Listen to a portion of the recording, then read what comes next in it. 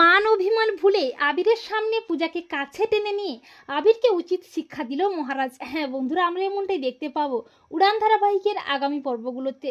অনি পূজাকে নানাভাবে কথা শোনাতে থাকে, মহারাজের নামে খারাপ খারাপ কথা বলতে থাকে, আর সেটা পূজার মোটেও ভালো লাগে না।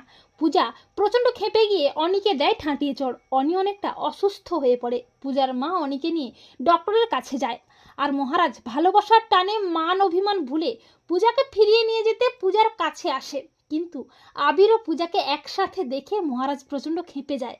মহারাজের খুব কষ্ট হয়। মহারাজ বলে পূজা, আর পূজাও মহারাজকে দেখে খুব খুশি হয়ে যায়। কিন্তু আবির মহারাজকে নানাভাবে অপমান করে, আর মহারাজও কিন্তু ছেড়ে দেওয়ার পাত্র নয়। মহারাজ আবিরকে তাই আচ্ছা করে ধোলায়। মহারাজ আবিরকে উচিত শিক্ষা দিয়ে বলে, পূজা আমার স্ত্রী, তাই আমি ওর কাছে কখন আসবো, ওর সাথে কীরকম ব্যবহার করব, সেটা কি তুমি শিখিয়ে দেবে পূজার পরম বন্ধু? এই বলে মহারাজ পূজাকে কাছে টেনে নেয়। আর পূজাও আবিরকে বলে, আবির আমি একজন বিবাহিতা, তাছাড়া মিস্টার মাথা গরম আমার স্বামী, তাই ওর সম্পর্কে কোনো খারাপ কথা কিন্তু আমি শুনবো না আবির। আর হ্যাঁ, এরপর থেকে আমার আর মিস্টার মাথা গরমের মাঝে তুই নাক গলাবি না। আর পূজা মনে মনে ভাবে, আমি জানি মিস্টার মাথা গরম, তুমি আমাকে নিয়ে পজেসিভ, অন্য কোনো পুরুষের সাথে আমাকে দেখলে মাথার ঠিক রাখতে পারো না, ঈর্ষাকাতর হয়ে পড়ো।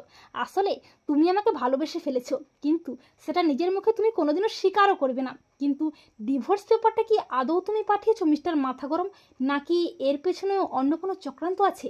তো বন্ধুরা, তোমরা এটা চাও তো যে সব মান অভিমান ভুলে পূজাকে কাছে টেনে নিয়ে আবিরকে যেন উচিত শিক্ষা দেয় মহারাজ, আর পূজাও যেন জানতে পারে ডিভোর্স পেপারটা আসলে তার মিস্টার মাথা গরম তাকে পাঠায়নি? কমেন্ট করে এক্ষুনি জানিয়ে দাও তোমাদের মতামতটি।